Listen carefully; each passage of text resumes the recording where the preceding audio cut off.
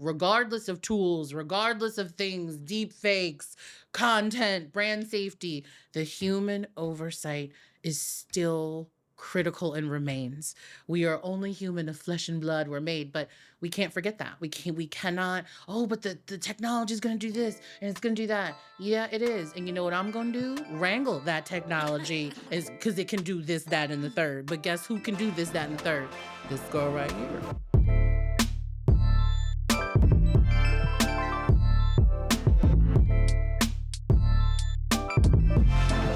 Hello, I am so excited to be here today. I'm Julia Chappell. This is the Hirsch Leatherwood Out of Scope podcast. And on today's episode, we have the one and only Beyonce of the business world, Miss Brandi Boatner. Hi, thank you, Julia. That is self-proclaimed, by the way, Beyonce of the business world, self-proclaimed. Yes. No, it's so wonderful to be here with you, have a conversation. Yes, we're really excited to have you. So Brandi works at IBM on the global influencer marketing team, where she just runs the world. I try to with other people, but I try to. Yes. We try to do that. Yes. So you have had a storied career. You are at the forefront of the communications field, and I'm so excited to hear more about your perspective. I love it. I'm happy to share my perspective. You know what they say, Julia? Careers are not linear. They are touch points all over the place. So That's right. we can go all over the place if you like. We'll keep it simple. Not a ladder, but a jungle gym.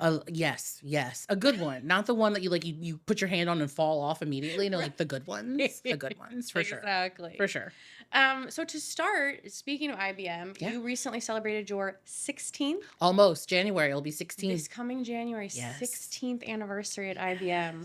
So that's, I think in today's age where there's job hopping is like so prevalent, what has made you want to stay? That is such a great question. And when I say it out loud and when you said that, I'm like, wow, 16 a year. And I look at this face, like I am still, but it's so uncommon to say that I've been, and listen, this is the only place I've ever worked. I graduated from college and then got my job, my first big girl job. And so I've been there all these years. And when you say that aloud, on the one hand, it doesn't seem like it's been 16 years, but on the other hand, I'm like, wow, girl, it's been 16 years. But the thing that keeps me at IBM this long, it's the people. Yeah. I truly, truly love the people I work with. I love the teams that I've been on, the managers I've had that have come and gone, some of those who no longer work at IBM. I've learned so much. They've taught me so much. But I think what is really unique for me, having been at one job my whole career, is that I've really grown up at IBM. I remember when I started, you know what they say, bright-eyed, bushy-tailed. I was like, this is a huge company. I got a personality larger than life. I'm going to go into this company. Like, I really was so excited and young and thinking all the things. And I knew a little bit of business, but I didn't know like a lot of business or the language of business. And as social technologies have changed, the platforms have changed, emerged, come and gone. I mean, rest in peace, Vine. Remember Vine? Rip. Right? Yeah. Rest in peace. Meerkat, was it Meerkat? Periscope, rest in peace. Oh. All of the different social channels and social platforms, I've evolved as they've evolved. So I've really just grown up in this incredible, global company, world's recognizable brand. We, like everyone else, have had the ups and the downs, but it really has allowed me to work with great people and to grow my skills, to nurture my professional development, and in addition, my own personal development as well. So it has been such an interesting, fascinating, but to say it out loud, 16 years, and just please, if we want to call Issa Rae, she can play me in the Netflix special of my life. I'm just saying. I'd watch. She's fab, and I love her. And she'll be like, Brandi, you want me to play? You'll be like, yes, girl, please, thank you. It's meant to be, meant to be. Right. Something I wanted to talk to you about is during your time at IBM, you've really paved your own path. Yes. So you've designed multiple roles for yourself. You've true. kind of found and carved your own way. Like, tell me about how that's been and how that's brought you to where you are now. Absolutely. So without my current role, the 4 previous roles before my current role were all made up. Like they didn't exist. And people are like, "Wait, I'm sorry, what? You've had 4 roles Yeah. that did not exist?" At And a I big said, company like at IBM. a very Yeah. large company. And they're like, is that some kind of like voodoo magic? Like, what did you, I know you're from New Orleans, shout out New Orleans 504, Yeah. but they're like, is that some kind of professional voodoo? And I'm like, actually, Not no, that. it is not. It is not what happened. I appreciate the sentiment, but no.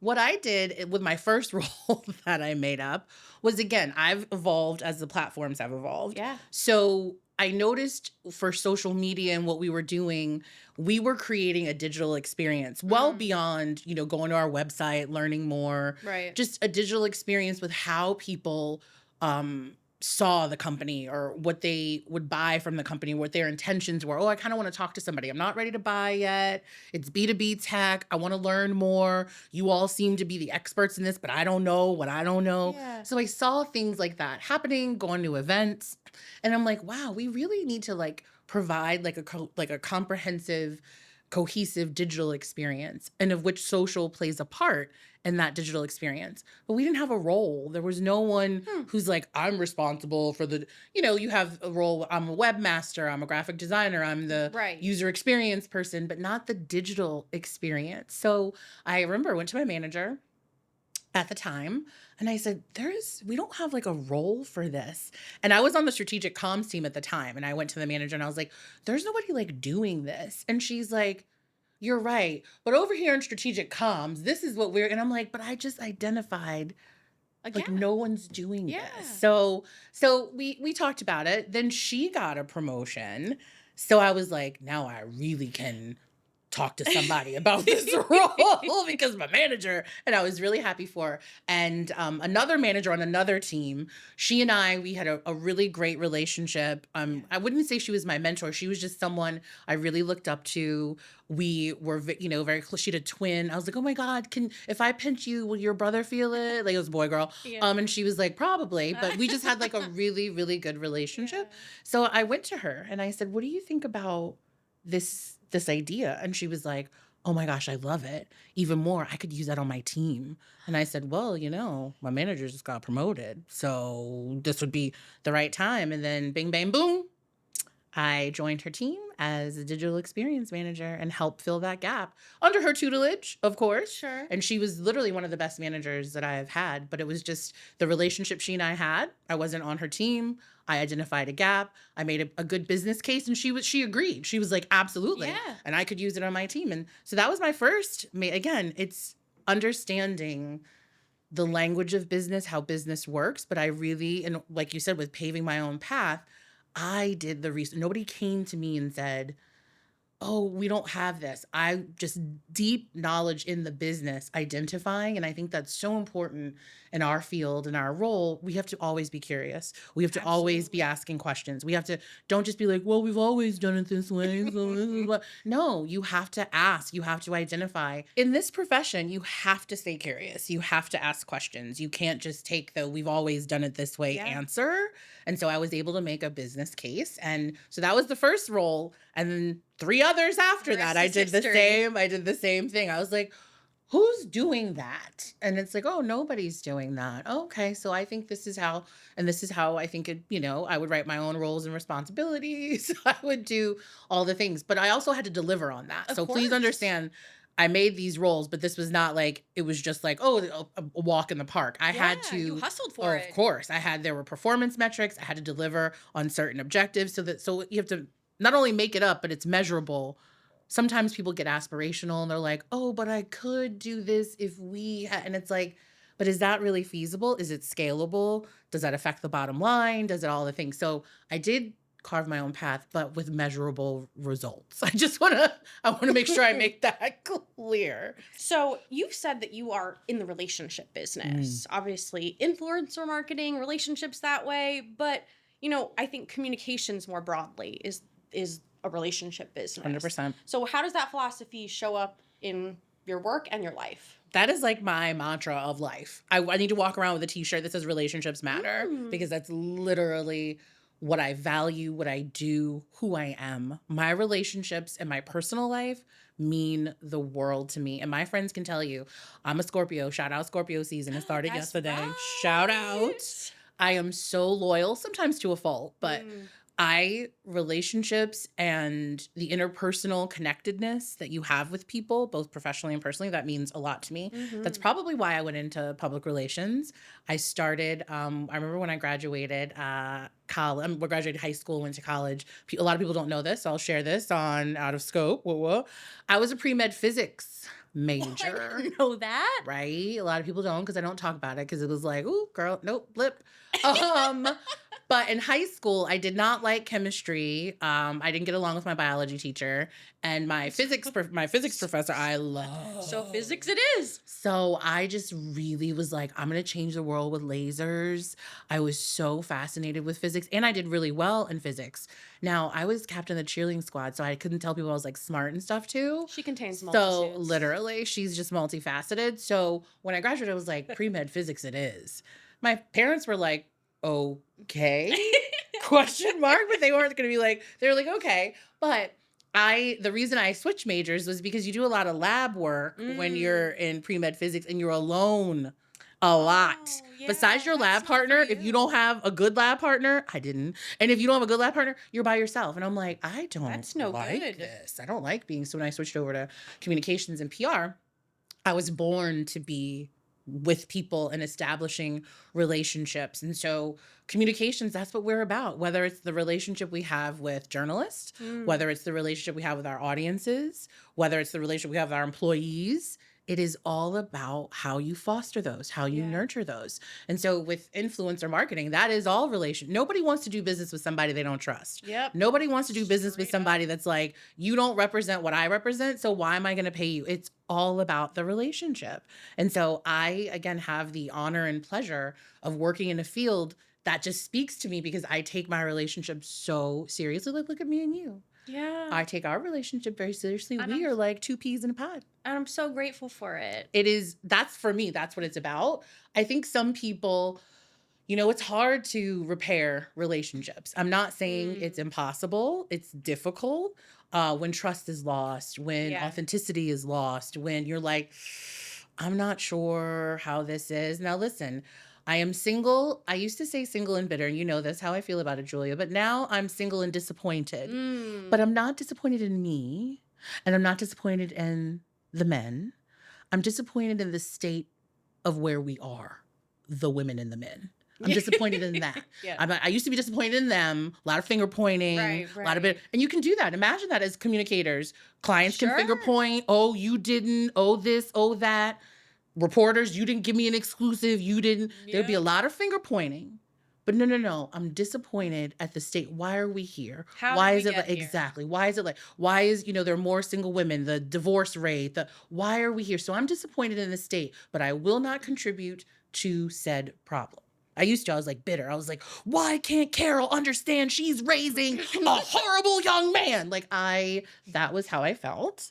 But no, I'm just disappointed in the state. Same thing. Our industry is moving very, very quickly. Yes. And we're all trying to keep up. We are all our clients come to us for advice and counsel. We're trying to protect. We're trying to promote. We're trying to guard. We're just trying to keep it all together, right? So the relationship that you have with clients and others is so critically important to not do like I said, not do the finger pointing. I just said I'm disappointed in how we got here, but to problem solve and resolve and do that quickly. Yeah, that's the name of the game. And it takes effort on both parts. 100%. And I think that's part of, the challenge. It is, but aren't you and I up for a little challenge? Oh, you know it, Brandi. All day. Oh. All right, I do want to talk about the creator economy. The booming creator economy. And interestingly, the evolution of what we're calling at Hirsch Leatherwood, the B2B creator economy. And I'm sure you'll have some takes on that working for a large enterprise company. A few. But you've talked a little bit about the platforms over the course of your career, but how has the influencer or creator economy evolved. Yeah, well, it's now bigger than it ever has been before. Yeah. And I have been in social my whole career, but Right. not influencer my entire career. I'd say I got into influencer marketing probably, let's see, before the pandemic. I like dabbled in it, but it Sure. wasn't my my primary focus. My current manager on my team, he's been in influencer since his entire career. Like that's all he's done at IBM. So I look to him as like the guru, if you will, Yeah. like the grand poobah. But for me, I've noticed how influencers are now playing a role in making or breaking a brand, right? Because if you partner with the wrong influencer, i.e. Bud Light, it can cause catastrophic, right, outcomes. And I remember that that wasn't always the case because a brand wouldn't put so much on a creator and Right. double down and spend. So the fact that that's a new thing, because that's not how creators were seen before, then we keep coming back to this like micro, macro, nano, lasso, make up what you will. Yeah. Okay. I don't necessarily subscribe to the micro, macro, nano, but does this person have the ability to influence the behavior of somebody else? And the people, the specific audiences that you're looking to engage. I am not going to be like micro, milli, whatever measurement. Like, Yeah. just can they? Because consumer behavior and consumption habits change. And people change. And are you the right person? Like I talked to a young lady not too long ago and she said, Brandi, you're in influencer marketing. How do you feel? It's the year. This is what she told me. 2025. Now I don't know about 2026. But she said, how do you feel? 2025 is the year of the nano influencer. And I said, okay, well, here's how I feel. It's the year that influencers are more popular than celebrities. Does that mean nano? So I'm not going to earmark and be like, it's the year of the nano, everybody. But I understood what she said, but that was her belief. Right. My belief is just, it's amazing to me how people are incorporating creators into their marketing and communication strategies. Some are doing it really, really well. Some are learning as they go. And then you throw a little wrench in called AI, where some people are saying, well, you don't even need a person. You can make up an AI avatar right. and put her in movies and have her singing in the studio. And so it's just so fascinating. But I think the creator economy is one that is not going away. It's continuing to make money. But those who know how to leverage influence, like true influence, which is the heart of PR, true influence, I think they will continue to be successful. Yeah. I think that makes a lot of sense. And something else that we were talking about was the difference between a creator and an influencer. Yes. So I know you have a Oh, take Julie, on I want that. this to be a TED Talk. I want this to be, I have pitched this to certain, friends of mine and those who are having social media conferences. I was like, we need to have the debate because there are different schools of thoughts, but I have talked to my creators and I've talked to my influencers and some of them are like, don't call me an influencer, I'm a creator. And some of them are like, don't call me a creator, I'm a thought leader. And I'm like, oh, wow. So throw that in there. This is why we need to have a TED Talk on it. So this comes up a lot. I can only give you my perspective and you say, well, Brandi, I agree or I don't agree. I find an influencer is someone who, yes, influences, but they also build a community of people around whatever they're influencing in their audience. So I see them as community managers. I do see them as thought leaders, but they are just influential because they've built an audience around a topic or a niche or what have you, and they create the content to serve to that audience, but they're influencing that audience's behavior. Yeah. If they want to go buy something, they want to do something. I look at a creator. That's what a creator is, someone who creates content from the time they wake up to the time they go to bed. Content fuels their social channels, they are constantly creating content, but that don't make you influential. You can create content from sun up to sundown. That don't mean that anybody is watching it, consuming it, sharing it, or calling you the influencer, the expert, the guru, the ninja. Again, I'm not saying that the content is bad. Some of it is. But just because you are creating, does that make you influential? Does that make you a thought leader? Not necessarily. So also too, just because you're creating content, have you built the community? Some have. Some creators, I could look at Mr. Beast. He's created a community. He's done what he's done. And there are some, I'm not saying, but just because you're creator doesn't make you influential. That's right. The creator to influencer pipeline is there, but it's not always a given. It's not a given. But I think that today's generation thinks that it is. I think Gen Z and now Gen Alpha thinks if I make a video, it will magically, exactly. Yeah. You will magically get a brand deal. It's not how it works, but I think that's my definition. Yeah. And again, I want to have a TED Talk because, like I said, we can throw in thought leader in there and be like, woo, woo, woo. But that question comes up quite a bit in my line of work. Fascinating. Isn't it? Yeah. We should look into that. TED Talk, call us. Julia and Brandi, open for business. We're available. Okay. I want to switch gears to talk about New York women in communication. Oh my gosh, please, yes. That is what brought Brandi and I together. It's our love story. Yes. Q Taylor, love. So Brandi is the current president of New York Women in Communication. I had the opportunity to serve under her leadership. She did. Last year, and then now in her presidency this year as a board member. And it's such an amazing organization to give back to women in the industry and, lift as we climb, which you are just an amazing example of. Thank you. Yeah. Oh, I love that. So what's really been your vision for the organization this year? Yeah, no, it's like you said, it's our love story, our New York Wiki love story, which means a lot. It has been an honor and a privilege to serve as president of this organization. As you know, New York Wikis, but New York Wiki is almost 100 years old, 97, will be 97 years old. That's a long time. Yeah. And it was founded by just a bunch of women who were like, don't tell us that we're only here to get coffee and book your travel. We have relationships too. Mm-hmm. We can talk to reporters. We can do all the things you can do, men. So we're going to go start our own club, our own organization, of which they did. It has been so rewarding and such an honor, right? And my vision for the year was really to shine a light on the luminaries and those who have led the way. And going back to those women almost 97 years ago who were like, you're not going to tell me what I can and can't do. I'm going to go do this, and look how the legacy that they've left. So from everything that we've done this year, our programming, our awards, our scholarships, really to shine a light on those who have opened the doors, paved the way, fought the good fight so that you and I could be sitting here. Probably if you think 97 years ago, those women probably didn't think we were starting this organization, but did they think it would make it to 100? Maybe they did. Maybe they were like, no, this will be long lasting. But they had so many hurdles to overcome and so many obstacles to overcome that we, as an organization, want to be the community for every stage of a woman's career, whether you're in college, your first job, transitioning to, okay, I'm not a new professional anymore, a young professional.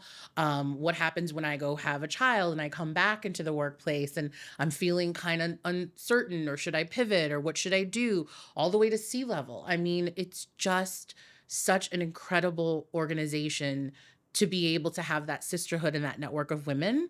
And again, having the opportunity and privilege to lead it, it's been a dream. A dream? It has been a dream.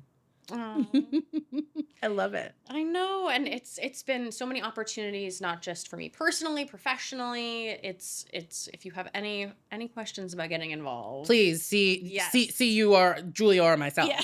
Please see you are she or me. Awesome. And then you are a vocal advocate for diversity and inclusion. So why do you feel this is so important in today's world? I mean, for so many reasons. It's a loaded question. I'm sure you probably look at me and you're like, you probably don't know this about me, but you can look at me. But maybe you can tell by looking at me. I'm Irish. You probably didn't know that, right? How about that? I'm Irish. My grandma's Irish. But you probably don't look. But diversity is different. It just means different. You can say, well, she's a Black female. She is. And Irish. But you didn't know that looking at me. Right. It's the differences that we possess. So I am such a huge advocate of the differences in our collective power and wisdom that we have. Shouldn't be, well, you're white, you're Black, you're this, you're that. It's different. We have different perspectives. Right now, I think people are forgetting in the current environment that with the DEI or whatever, that we should just be inclusive of all, because all differences are okay. You know what they say, there's no two snowflakes that are the same, right? So And there are no two snowflakes that are the same. We know that. No two people are the same. You bring different skills and different things to the table. But as long as we're inclusive, you don't want to exclude anyone. You don't want someone in the workplace or otherwise to feel like they don't belong there. And I think sometimes, especially with our young people, they're entering environments where they feel they don't belong. And it's our job to remind them, absolutely, you've gone to college, you've put in the work, you belong here. And to be as inclusive as we possibly can be, celebrating differences, not just saying white, black, this, that. I could be like, I'm from the South. You're from the North. There are differences, geography, there are differences, but we should embrace that. And like I said, just practice inclusion. It'll serve you well. I love that. Yeah. And we talk a lot about like intergenerational workforces. 5 different generations in the workplace today. Yeah, that is just talk about different communication styles, different approaches, schools 100%. of thought. It's like you said, it's good and important to be curious and understand other perspectives. I truly believe that's what, makes strong. Exactly. That collective, I'm telling you, that collective wisdom. Right. That's like a superpower. You want to capitalize on that. You don't want to be like, oh, well, the boomers will come over here. And, I don't know if you've seen on Instagram, they have these videos of a manager trying to talk to either Gen Z or Gen Alpha, and they don't realize like what they're saying. And they'll be the Gen Z will be like, don't crash out. And he's like, I'm not even driving my car. And she's like, but we're not going to crash out. Like, you're ruining my vibe. And he's like, what is the vibe? Like, it's just like, it's funny and we can joke about it. But again, you have 5 different generations in the workplace. There's a it's kernel like, of truth there for sure. I know. It's like, I am unfortunately the stereotypical millennial manager. I'm a geriatric millennial girl. I wear it as a badge of honor. But I do have, I lean on my colleagues' children, because sometimes when you're like, if someone's working from home, you'll see the kids if the kids are from home. So there's a colleague of mine, shout out Rachel Knapp, love you. Her daughter, Alexa is 11. Okay. And so is that Gen Alpha? She is. Okay. She's Gen Alpha. She listens to my radio show because when her mom is listening to my radio show, Alexa will listen. And so sometimes I have to give her a shout out because she can only listen if you work at IBM. But she just recently taught me, do you know about 6-7? Okay, I saw an Instagram video of a dance teacher complaining about it. 6-7. Yeah, but I don't know what it is. Alexa told me. Okay, share with the class. What Alexa said to me is 6-7 is just what she says when she likes something. 6-7. And she says it repeatedly. And I said, but why, Alexa? And she said, 6-7, Brandi. And that's all. So that's all I just go around and I'm like, do you know 6-7? It's a thing. We have to share the knowledge. But I have an 11-year-old that is keeping me. I mean, come on, Julia. They canceled MTV. MTV is gone now. Yeah. That is the end of an era. Rip. I called my time of death at this year's VMAs, the Video Music Awards, because all of the performers, I didn't know one of them. So I was like, Sunday, 9:35, Brandi Boatner, Jerry Ashram, she's out. Tapped out. I'm dead. One of the little boys had on like a unitard. What do you sing? I did not know. So I use Alexa to tell me about 6-7 and all the various things. So I didn't know. Yeah. We need Generation Alpha to keep us for sure young. So just 6-7, she likes it. Just anything that's 6-7. It's like, oh my God, that's so 6-7. Brandi, why are you being 6-7? Julia, 6-7. Okay. That's what it is. 6-7. 6-7. It is. This podcast, 6-7. Just saying. And shout out to the HL Gen Z contingency for keeping us honest. Keeping us young and relevant and cool. Right. We've got Riz. I learned that one too. Okay. The Riz. There you go. The charisma or the charm. But then there's somebody that said Riz was also something you possess. It's a double meaning. Okay. I know. Fair enough. I know. Okay. So anything else as far as Wiki that you wanted to talk about? Please join. Yeah. Come to our events. We're always looking for sponsors. Shameless plug for our president. We're a nonprofit. Yes. And our board, as Julia can attest, we are a working board. We are not a board of women who are part of this organization just to say, well, I do really amazing things and empower women. No, we work. This is like a second job in addition to my already very busy full-time job. But we are so passionate about the mission and delivering that we don't mind the hours and all the things. So of course I'm going to do a shameless plug. We corporate sponsors, Hearst magazine is one of our longest corporate sponsors. Shout out to Hirsch. Shout out to Hearst. Their support means the world. Yeah. We should have many more corporate sponsors. So if you are interested, anyone listening to Out of Scope, please contact Julia or myself to become partners with a vibrant community of women Absolutely. in New York Women in Communications. You won't regret it. You will not. The investment pays itself. I am telling you, you're looking at two shining examples. How about that? Okay, I want to switch gears a little Yeah, bit to talk sure. about your personal brand, career advice, branding with Brandi. To start, you were recently profiled in PR News. I was. Where you emphasized cultural intelligence as being critical for today's communicators. Mhm. So what does that mean in practice, especially for global brands? Such a great question. So that every year I pick a theme that I want to go deeper in, whether I'm speaking at conferences or I get invited panels or podcasts. And I always have this theme because I see how our industry and the landscape is shifting and changing. Yeah. And I always want to stay ahead. And I consider my brand not only being the Beyonce of the business world, but I am a thought leader and an expert. I've been in this for almost 20 years. So I hope that I have learned something. So every year I pick a theme. And so this year my theme was cultural fluency in communications and communicators being more culturally competent and fluent, but culture needs to play a role in our communication strategies and the advice and counsel we give to clients, partners, and others.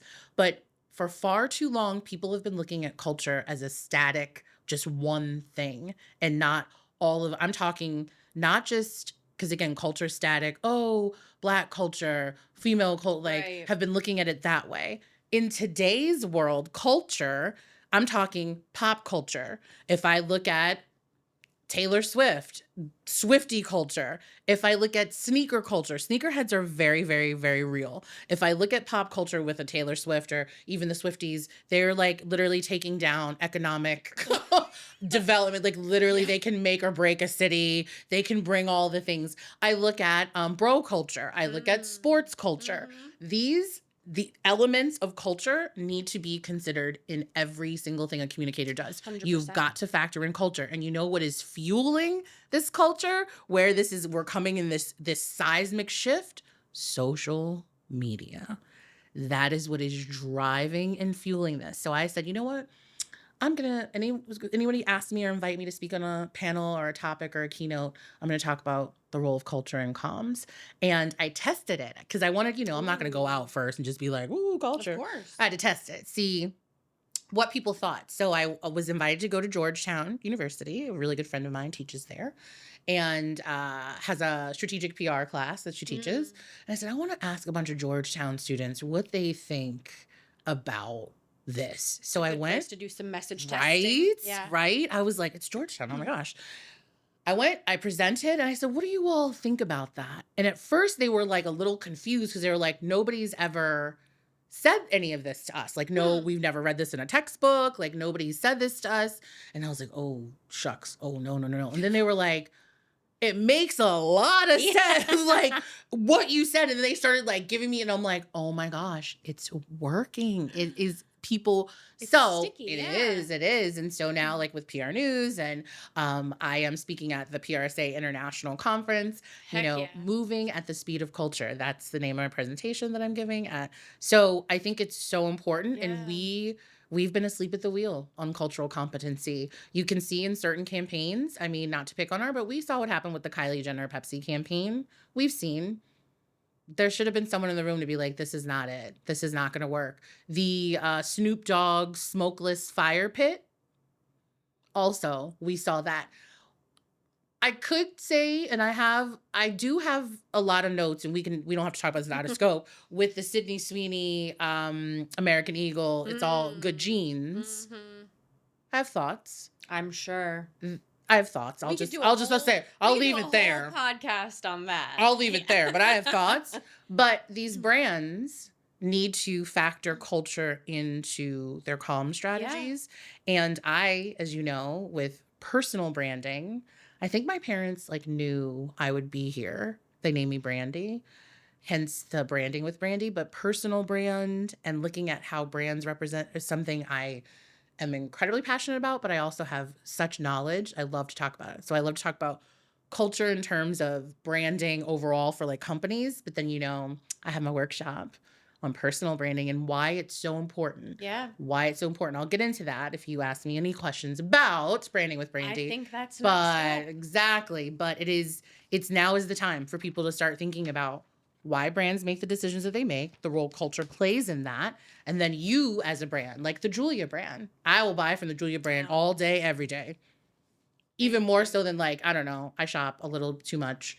Old Navy has just been hitting me up. The algorithms on It's been Instagram, hitting hard lately. literally. And then Yeah. they had a 40% off of everything. Everything, no, I Julia. missed it. Is it Everything was over? yes, but it was like 2 days. But then the algorithm came to me and was like, you got an hour before you take advantage of the 40. And I was like, dear Lord, I got to get a whole bunch of stuff. My holiday outfits. Right. I got to look good for 2026, my birthday. I mean, it was just, they got me. You got a lot They of got events me. to come for. But you know what? They got me. I'll take it. 'Cause But again, that's yeah. good marketing. But the brand, they know their buyer. Right. They know their buyers. So great branding. Great branding. You have 11,000 followers on LinkedIn. Our very own influencer thought leader. Oh, sure.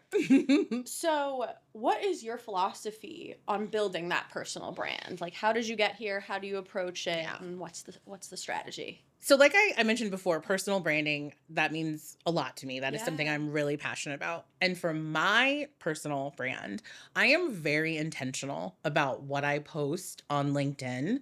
I'm intentional about how frequently I post. But it's what I post because I want people to understand who I am as the Beyonce of business and what's important to me. Now, LinkedIn, where I have the 11,000 followers, that is, my professional life. I do my personal life, but I talk about what's happening in the industry because Yeah. that's who I am and what I do. If you want to see what I'm doing on the weekends and fun and friends, you can follow me on Instagram. I don't have 11,000 because I sometimes post pictures of my drink or my dinner or hanging out with my Yeah, girlfriends as or one does. exactly. So, but with LinkedIn, I have carefully curated my brand because I want people to know who I am, what I stand for, like any brand, right? That's right. What are my values? You can find out. I share them, but I don't always go to LinkedIn to say, this is what I did this weekend. I'll do that on Instagram, but I want people to read my posts and my followers to be like, she just gave me a nugget of wisdom I didn't know. Absolutely. Or she gave me a piece of information I didn't think about. Or it's fascinating to see how Brandi in this landscape looks at this. Do I agree? Do I not agree? So I'm really, really intentional about what I post and how I post it on LinkedIn. And I'm grateful. Thank you to my 11,000 followers. I'm grateful that you follow me. And I will hopefully continue to provide content that you find informative and educational. Yeah. But that's by design. I do it by design. I am just really, really thoughtful because there's so many, as you know, there's so many facets to me, right? There's the New York Wiki, there's the IBM, there's the PRSA, there's so many things that I do. So I just use, LinkedIn as an opportunity to give people a glimpse into who I am, what I stand for, and the legacy that I'm building, to hopefully leave behind, open the door for others. Yeah. Yeah. And I think that's super clear from the types of content you post. Like, I know I get a lot of value out of, your takes on, thank you. on certain things. Thank And I think that goes really nicely into your relationship building because you bring those different communities together, whether it's, Wiki to IBM to, your alma mater, alumni. Or my sorority, shout out Gamma Phi. That's right. Yes. That's right. So, but bringing them together is super powerful. Absolutely, but it's intentional. Yeah. And I think that's the way people need to start thinking about their brands. You have to be intentional. Again, in my workshop, I say your brand is not what you do or you make, it's what people make of you. Ooh, I love Isn't that. it? Hits different. Ooh. It does. Right? So you have to be thoughtful and intentional about that. Okay. Yeah. And then I want to ask about the elephant in the room in every podcast, every conversation, the AI. Oh my God, of it the all. AI. So there's obviously a million directions we could go with this, but I want to talk about something that you spoke about already is trust in the era of AI. Yes. So, AI generated content becoming more ubiquitous, yada yada, all the AI slop that we know. So what's your take on how communicators should think about authenticity and credibility in this AI landscape? So if I, had I'll say a penny for every time, just a penny Yeah. for every time I said AI in the course of a day, I would be retired in the seashells. If I a penny. So it is something that is discussed in my line of work and of course in my I'm company sure. all the time. And we pride ourselves as a company. We want to be known as the artificial intelligence and hybrid cloud company. Put that aside, what I do for a living, and let's just talk about the industry. Mhm. And we have been to umpteen webinars and umpteen conferences about the tools, the tools, the tools. How do we action and use the tools? How do we educate our teams? How do we do all the things? Okay. What I can say about trust and authenticity, we as practitioners and professionals, is we have to remember the human is still a part of the equation. Yeah. And if you remember the song, again, I'm a geriatric millennial. I think I'm a little bit, maybe a few years older than you. But you remember that song by, is it Spandau Ballet, I'm Only Human? I'm Only, only no, no, no. human. I'm only human, of flesh and blood I'm made. Human, born to make mistakes. I need the music. So We'll many add it in times I post. love to hold you. I'm having a moment. But that song, every time, because I love it. Every look outside your face, think of just the way I feel. I love that song. But we have got to remember the human still remains. Human oversight will still be needed We ain't going nowhere. with anything AI we do. So it's just the human of it all. And cue the song, I'm only human. Like that is what we as practitioners need to remember and just always stress, right? I could get into the other thing that we should stress is the ethics and the governance around AI that I don't think we have done a fair enough job. Again, that's a whole separate thing. But to answer your question around the trust and authenticity, the humanness of it all remains. And we are the ones uniquely positioned to, regardless of tools, regardless of things, deep fakes, content, brand safety, the human oversight is still critical and remains. We are only human of flesh and blood we're made, but we can't forget that. We cannot, but the technology is going to do this and it's going to do that. Yeah, it is. And you know what I'm going to do? Wrangle that technology is because it can do this, that, and the third. But guess who can do this, that, and the third? This girl right here. So we have to remember that, the human oversight of it all. All right. Well, our last question.